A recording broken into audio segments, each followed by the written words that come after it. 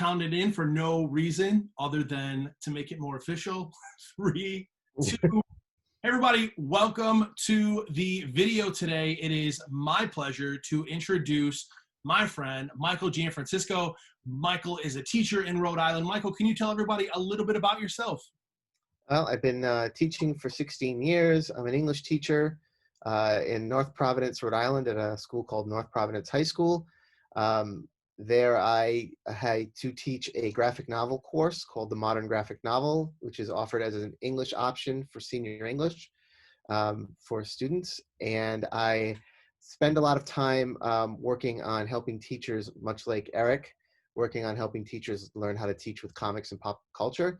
I run a club at my school called the Nerd Herd, which focuses on fandoms, and students talk about comics and anime and science fiction and all that kind of stuff, video games, all that kind of stuff. So Eric and I have been working together for many years, traveling around the country and doing professional development options and offerings at Comic-Cons and educational conferences. So I'm psyched that you asked me to join you today. Thank you.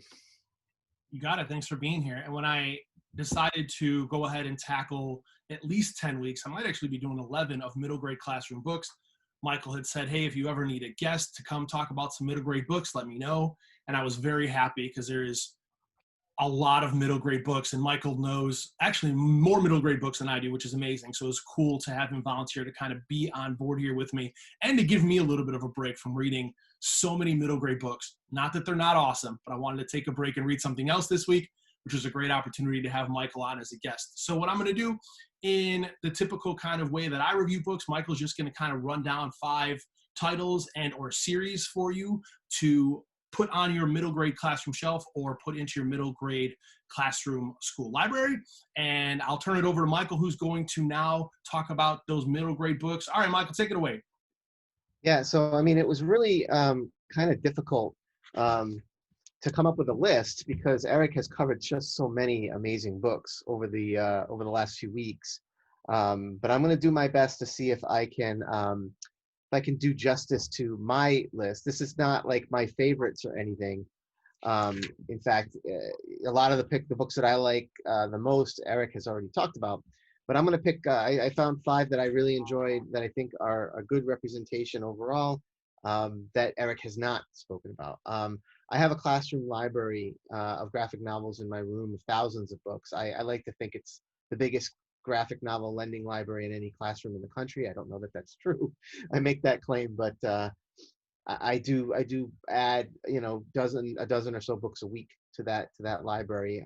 So there's tons of middle grade books there. So I went through and grabbed a few that Eric hadn't spoken about. So the first one that I want to talk about is actually it's a French graphic novel that was translated to English by Magnetic Press, and I think Eric's gonna put the books up over here. It's called the Irena series. It's about Irena Sendlerowa, who was a Polish relief worker during World War II, and she worked in the Polish ghetto to try to offer help when the Germans were occupying Poland.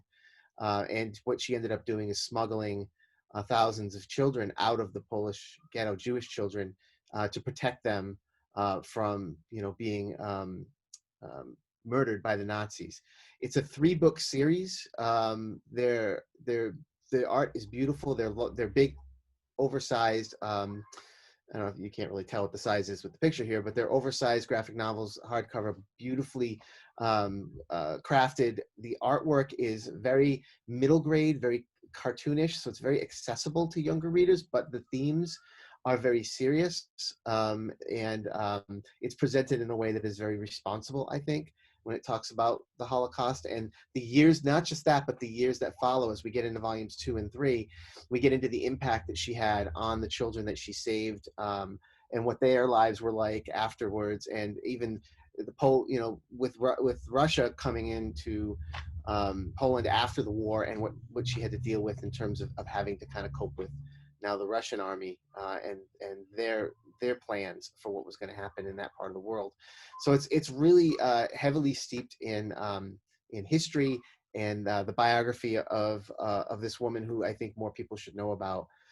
It's just it's heart-wrenching and fantastic, and a book that I would really like to see a lot more people, especially teachers, sharing with their students. So check out the Irena series.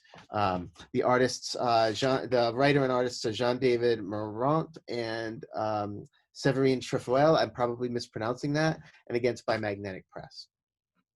So these are in no particular order, by the way. The second is another series. It's I call it the Emmy-verse by Terry Liebenson. And those books were published by Balzer and Bray. There are four that I may be wrong, but I'm pretty sure there are four right now. Invisible Emmy, Positively Izzy, Just Jamie, and Becoming Brianna. Each one features a middle school girl protagonist who is coming to terms with something. And it's always each book, they're connected tenuously. They all take place in the same kind of universe. And each book has two separate stories that run parallel to one another. And in throughout the course of the book, the stories intersect and then come together in a way that you wouldn't expect. It's kind of like there's a twist at the end of every book. And it plays with two different like presentation styles, like one that seems more like a Diary of a Wimpy Kid style, where you have a lot of prose and some images, and then there's others that are more traditional. The second story might be more traditional comic style, where you have word bubbles and panels and stuff. So these books have become really popular among middle school students. Not just, I mean, while each one contains a female protagonist, I have seen some of my male students take these books and really like them. I think you can get the whole series or most of the series in a box set too. So it's Invisible Emmy, Positively Izzy, Just Jamie, Becoming Brianna by Terry Liebenson, Balzer and Bray publisher. So check those out. I don't want to say more than that because I don't want to give away any of the little twists that each of the books have. The third book I want to talk about is one that's been around for a while. In fact, Eric and I don't know if Eric did, but I know I've had the opportunity to sit on a panel with this author and artist. It's The Witch Boy by Molly Ostertag. And this one was published by Scholastic under their Graphix, Graphix imprint. There's actually been, I think, 2 sequels to this book since. I'm not remembering the time. One of them I think is called The Winter Witch. I'm not sure what the other one is. But the premise is that there is a society of people, they're witches, and the women in this group become witches, and the men become shapeshifters. And there's a rite of passage. The young women who come of age learn how to cast spells and do potions and stuff, and the men go into the woods and become a wolf, and they run with the wolf pack. This is a story about a young boy who doesn't want to become a shapeshifter. He wants to become a witch. So it is a very thinly veiled allegory for queer issues, LGBTQ. This boy wants to break away from the gender norms of this society, and he struggles with it. He runs into resistance to traditions and people that don't want to accept that boys are not wolves and girls are not witches. So the story kind of takes that allegory and carries it through the novel. So it's not it's something that kind of took a lot of people by surprise when it came out, and it is a fantastic book. And as I said, I had the pleasure of sitting on a panel with Molly Ostertag, the artist and author, and she's an amazing, intelligent, and just fantastic young creator who I'm sure we're going to see a lot more from over the years. So check out The Witch Boy by Molly Ostertag, Scholastic Books. The fourth book I want to talk about is by Jean Yang, who I don't remember if Eric, have you actually done any Jean Yang books on here? Did you talk about any? I don't remember if you did. The only book I've talked about was Superman vs. the Klan. Right. Okay. Yes, I do remember that, which is amazing, which would have been one of my choices if Eric hadn't talked about it. Well, Jean Yang he was a former teacher, is now one of the premier graphic novel writers and artists working today. Most people know him from American Born Chinese, which is kind of in the canon of graphic novels. When teachers talk about graphic novels that they teach, most teachers know that canon, that handful, like Mouse and Persepolis. and Smile. Like I would put American Born Chinese in that list as well. But he has done a lot more books than that. He did a book called Boxers and Saints, which is actually a 2-book set of the Boxers Rebellion in China, and it's told through 2 different perspectives. But Dragon Hoops is one of his newest books. Is his newest book. It's a fantastically thick and robust book, which talks. It's a nonfiction book, which talks a lot about focuses on the Oakland High School basketball team and several players on that team. It deals with things like race and ethnicity, and it's great for students that like sports because it gets not just into the nature of the sport of basketball, but teamwork, and achieving, and how students can find camaraderie, through athletics. It seems intimidating when you look at it because it's a very thick book. It's very long, but it is a very quick read. Great to put into the hands of any student that's interested in sports, and wants to know a little bit more about, like, not just what it means to be a team, but also on the court, but also off the court. A lot of talk about with coaching as well. So, Dragon Hoops by Gene Yang. If I didn't already say, that one's published by First Second, which is an imprint of Macmillan. And the 5th book that I want to talk about is kind of a guilty pleasure for me. It's one that you don't see listed particularly often in lists like this, because it always seems to get overshadowed by some of the bigger books, like by people like, Raina Tegelmeier and Gene Yang, and artists like that, art creators like that. This one is called Short and Skinny by Mark Tatuli, which is published by Little Brown. And I like this book. It's one that I pull off the shelf more often than I don't know, more often than I pull a lot of other books off, and because it's an interesting story, and maybe it's because I like it so much and it appeals to me. It's set in the 70s.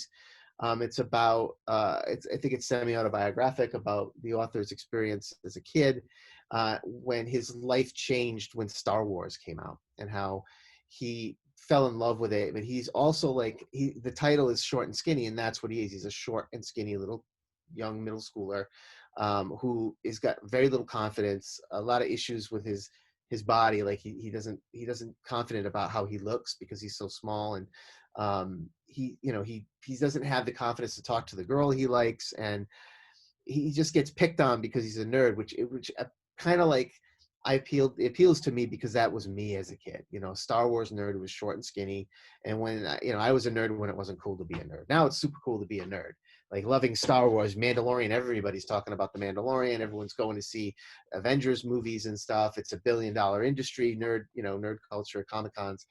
But that wasn't so in the 70s and 80s, when I was growing up. And if you were a nerd, you got teased and picked on because of it. If you liked comic books and video games, you got teased and picked on it because of it. Now people are freezing outside of a Target every morning to get a PlayStation 5.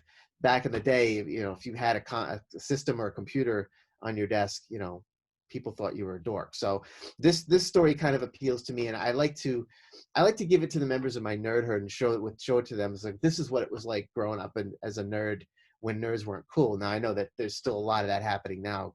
I'm not saying that it isn't, but what I am saying is that more people understand this culture and are attached to those fandoms, than just the diehards, like I was when I was a kid. So Short and Skinny, Mark Tatuli. It's a great quick read, a fun book, especially if you're a Gen Xer or a Zennial like I am. I think you'll see a lot of yourself in that book, if you loved sci-fi when you were a kid. I did want to add one more title. I know Eric only gave me 5, but I wanted to add an honorable mention, a book that I really love, called Beetle and the Hollow Bones by Eliza Lane. This is published by Athenaeum Books. I love this book because it's a story of a young witch, young troll witch, who has a really good friend who is an aristocratic, like skeleton undead young woman witch, part of a family that's much wealthier and more powerful than her troll grandma, that raises her. And she She's learning how to become a witch, but her friend comes back from private school and they reconnect and become friends again. But her friend's family doesn't want them to be friends because they're not, you know, they're not of the same social status and economic status. So um, it's a story about acceptance and trust, and a story about coming of age and expectations being opposed upon us by our families and ourselves. It's it's a beautiful book. The artwork is fantastic, colorful, fun. It's very appealing. A lot of shelf appeal. If you face it on your classroom shelf, kids will grab it and want to read it because it looks beautiful. So I would heartily recommend Beetle and the Hollow Bones, Eliza Lane, Athenaeum books. So those are my picks for middle school graphic novels. I hope I didn't move too quickly for you. Check them out. They're worth your time. And yeah, thanks, Eric, for giving me the platform, you know, to share this with your viewers and your subscribers. I have a question for you, Michael. You said earlier that I had, first of all, thank you for those. Those are some great ones. And I mean, there's so many more. Honestly, if we thought for even 10 minutes, we could probably do another 20 titles for the middle grade classroom. It's just like 50 has been a lot. And I'm actually, when all said is done with your bonus and that, we'll probably get even closer to 60 on the YouTube, the playlist that I'm doing here. Well, can you name, I don't want to put you on a spot or anything, but are there a couple you can name that I had already covered that you're like, damn, that's one that like, I definitely would have covered if Eric didn't cover it? Yeah, definitely. Like I said before, Superman versus the Klan was one. Superman Smashes the Klan is the actual title of it, was one. Anything by Irena, especially Guts, is fantastic. I really like Sunken Tower. That was one that I really enjoyed a lot as well. You know, the books that we pull that are from independent publishers. The Sunken Tower was who was the publisher on that one? That was I have it here somewhere. Let's see, Sunken Tower. I try to have all. was I'm not. was it Iron Circus, was it? Or Uh, is it no? Was it Oni? I It was like. Oni, I believe. No, it was. It was Oni. It was Oni because I read that one digitally. Yeah. Yeah. So yeah, Sunken Tower is great. Oni puts out some amazing books. When I go to Comic-Cons, when they come back someday, I always go to the Oni booth and end up with at least half a dozen books from them because I love their stuff. They don't get nearly enough attention. Snapdragon was one of my favorite books of the year as well. So I mean, just about every book you talked about was one that I would recommend. But you know, those are some that kind of come to mind. Yeah, I can't even get to American Born Chinese. There was, I think, one or two Reina books I didn't get to. I mean, like, there's still so many I can do. So I'm hoping, like, maybe next summer I'll do like another few weeks of middle grade books to kind of like revisit it. But so, Michael, thank you so much for hanging out and telling us about these amazing titles, and hopefully we can have you back. I want to remind everybody to like and subscribe to the channel because this middle grade playlist is shaping up to be a fantastic resource for middle grade teachers. Thank you all for watching. Thanks, Michael. And by the way, you can follow me at Twitter at Trying Teacher. And I usually, when I read a new book, I usually tweet about it and with some pictures and some information. So please, you know, follow me on Twitter, and maybe you'll get some recommendations from me as well. And I will make sure to put the link to Michael's Twitter account in the comments or in the message of this video. And I'll also put a links to a couple of the videos we did over the summer for the other big summer digital Comic-Cons we did. So check those out when you get a chance. Those were some great videos we had done. And thank you all for watching. Have a great day.